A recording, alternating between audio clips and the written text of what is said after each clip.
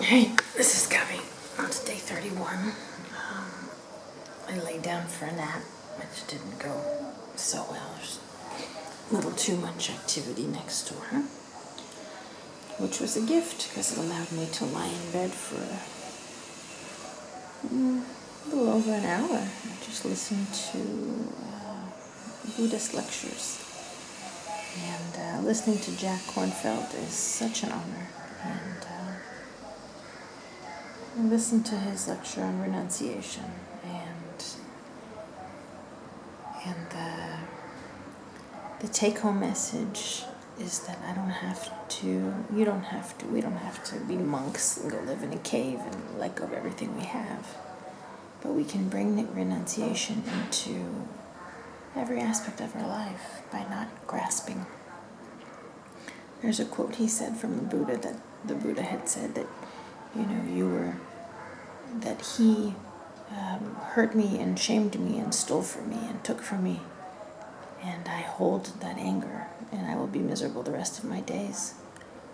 Or he took from me and he stole from me and he shamed me and I forgave him and you shall be happy for all of your days. And it's the idea of letting go. Letting go. Renunciation isn't just your stuff. Renunciation is letting go of the victimhood stories, letting go of your self-righteousness, letting go of your grudges, letting go of the people who harmed you and you hold anger toward, letting go of being right, letting go of having it to be the way you wanted it to be or the way you planned it or the way you deserve it. And he talked about our children and how he said, the first time your child leaves the house, got his driver's license, and he leaves the house in the car alone. And all you can do is let go and pray. It's a really good time to pray. And the idea that, if you take your children and you hold them and you hold to them that they need to be this way and grow up this way and be this kind of person and act this way, then all you will do is create a great deal of suffering. And if you just let go, your kid anyway is going to be who he's going to be and go where he's meant to go. So just let go. And it doesn't mean let go like let him do irresponsible things or not care or not be committed to, doing things, reaching goals or whatever you want in life. But the idea is let go of the result. Let go of the measurable result that only if this happens, then I've succeeded. Only if this happens, then it's good. Only if my child ends up like this, then I can sleep well at night. Just let go. Put the effort you want to, and then just let go. And trust that the universe will make it happen however it's supposed to happen, and it will unfold however it's supposed to unfold. It's just really beautiful. And I am so grateful to be living in this house in India and have this time, because if I wasn't living in these conditions with a neighbor who I'm trying to drown out, I would have come to India with hundreds of hours of audio lectures and books, and I would have left with hundreds of hours of audio lecture and books, and I would have never gotten around to it because nothing pushed me to. Nothing said now is the time, because it's never now is the time. It's, get around to it.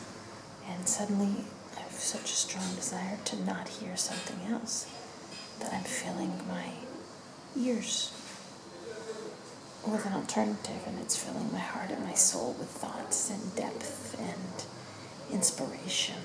And I'm so grateful, so deeply grateful. I have a 2-month and a week, I have a 9-week retreat into my soul, a 9-week retreat in which I push my body, allow emotions to be released, spend my time napping, watching movies and series, listening to lectures, doing a puzzle, dabbing online, getting some things done, reading, thinking, preparing food, cleaning up. I'm in silence. Except for when I talk to you, I'm in silence for hours at a time. And it's marvelous. It's such an amazing gift to my soul. And I'm kind of already looking back and realizing I wouldn't want it any other way. I wouldn't want it any other way. Any other way. My very first neighbors were these 2 drunk guys who were on a think, endless booty call. And, I don't think I'd want that neighbor either. The TV bothered me when I first moved in, and I could hear, James talk to his roommate and say, yeah, there's that girl next door. She's this really hot Israeli lady, and, well, flattering. I wouldn't want to live next door to that, and that constant, attention that would lead to, whatever their vacation goals were, which is not what my vacation goal is. And, I kind of prefer this, having a neighbor that's fully into their lives, fully occupied with their life, and really not too interested in me and my life. And then I have a space of aloneness, and that space is awesome. I did really seriously again consider moving. And one of the reasons I didn't is because where I would have moved to, there are 3 very lovely people who I like very much, who would have been, near a house and a half away from me, all 3, and they would have come along and visited a lot, and I don't want that. I don't want social chit-chat. I don't want nicety. I want to be in my cave. I want to do this really precious work that I'm doing. And I want to be nice to anyone. I would have had to be nice to James and his friend, and I would be nice to the people if I moved, because they would come over and they're very nice people. And I don't want that. I like that I'm kind of alone here, and I determine the rhythm of my day, and I determine the rhythm of my time. And even Christian, who I gave him my Wi-Fi code, and I said, come to my patio anytime. When he says to me, I'm coming, I said, don't come in. Or please don't come when I'm around, or please don't bring your girlfriend, because I don't want to sit for hours and talk to someone unless I want to sit for hours and talk to someone. And when I feel like meeting with Christian, or with Gregory, or with Alex, she's a girl, or with Sky, or with Will, or with any of them, then I do. But that's because I chose to go out and be social for that limited period of time, and then I can come back into my cave. I don't want to be in a situation where social is thrust upon me, and I appreciate that those around me are pretty much in that same place, that they'll send an SMS and say, hey, I'm in the area, do you want me to come over? Or hey, I'm going out, do you want to join me? And they don't just hop over, because they know what it's like to be in the rhythm and dance of your own time and your own quiet solitude and all that happens in that solitude. And why is there like a mosquito and a gnat? Go away. They're like making out in front of me, like, oh yeah, I'll bite your ear, yeah, I'll bite your nipple. Go away. And I appreciate being in a place that has a space. A lot of what we're doing in our exercise classes and in our work with Ringo and Miranda is creating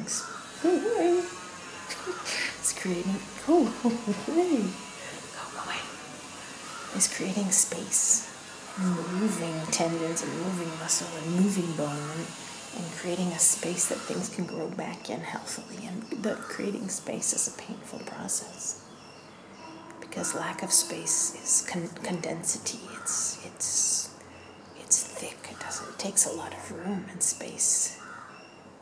And space can't just come out of nowhere. You have to move things to make space, and figuratively and physically, that's a shitload of work. And I'm really grateful, and I'm really honored. And Kobe sent me this. I sent to Kobe an email yesterday just telling him how amazing he was and how he's sitting with the kids, and they put Skype on for me while he was tutoring Tanya and something, and I was just watching, and I had an elevated heartbeat, and I was like, oh my God, I'm gonna kill her. And he was just like, okay, let's try it again. Okay, and he was like, all right, and he was so patient and strong and amazing, and I thought, fuck, this guy is unbelievable. He's go away. This is not gonna turn out well for either of us. Mosquito.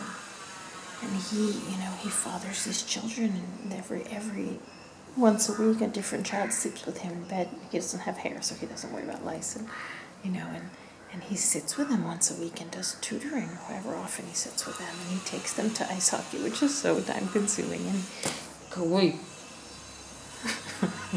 I'm like Dr. Jekyll, Mr. Hyde. I'm like, yes, and go away, and go away. And And he makes lunches and he makes dinners for them and he takes them to school and he hangs out when he picks them up and he plays games with them. Jim, my brother-in-law, brought them the new version of Sorry. He said there's like a fire card and a frozen card and he plays with them Sorry and he plays with them Jungle Fever and he watches, Once Upon a Time with them and he puts them to bed and he makes money and he cleans the house and God, he's doing everything. And he wrote to me and I just told him how amazing he was and he wrote back and he said, I'm having a really hard afternoon. My head hurts and I'm tired and I'm sick of this. And, I brought the kids home and I made them a really good dinner and I just asked them to clean up and all the fighting and they fight over a fork and they're screaming over whose dish is who and he says it's 8:44 and by 9 we try to have everyone in bed and done and he says it's 8:44 and only Ozzy is showered and they're not going anywhere and I'm just going to bed. I'm just going to bed and I thought, oh, I love you. I'm so sorry. I'm really sorry. So I'm just grateful beyond comprehension. I really hope I can convince Kobe to take his 6 weeks off and go and be with the Masters of Manipur and be with the Bone and Body Clinic and do this for himself as well. Go away. This is an unreal gift to the body and the soul, and it would give him structure. He wouldn't get lost. He'd have to get up for exercise class, and he'd meet people in the clinic, and he would do the work, and he'd be inspired because all these guys are like gorgeous martial arts, tone and fit, and he'd learn so much, and he'd right his body. He'd realign what's off, and I really want to get him there. So I'm just bowing to all of this, so goddamn grateful for every minute of it. Just doing my puzzle, just listening to lectures, just doing my thing, just really being with me. And not eating any more milk because it's hard, but it became an addiction. Like when I was pregnant with Danya, I was eating Bluebell vanilla ice cream sandwiches, and if you've ever had them, they're to die for. And when I got up to 6 a day, Kobe's like, okay, we're done. So I've stopped my milk because maybe in a week or so I'll have one. Yeah, I'll have my